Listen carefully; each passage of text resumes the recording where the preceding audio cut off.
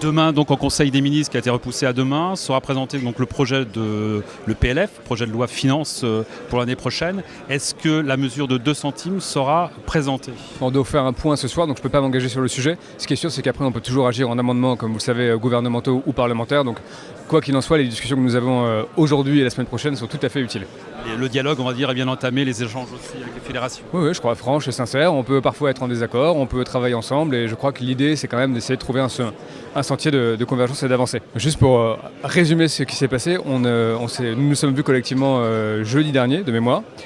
Nous avions proposé effectivement un mécanisme assez simple. La FNTR et d'ailleurs au TRE et d'ailleurs assez largement l'ensemble des organisations syndicales ont remis une contre-proposition qui doit être expertisée parce qu'elle est un peu plus complexe et un peu innovante.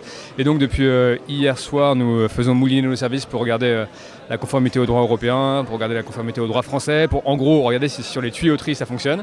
Et nous sommes convenus de nous revoir en début de semaine prochaine avec les fédérations de manière à faire le point sur ce qui marche pas et ce qu'il est possible de construire ensemble.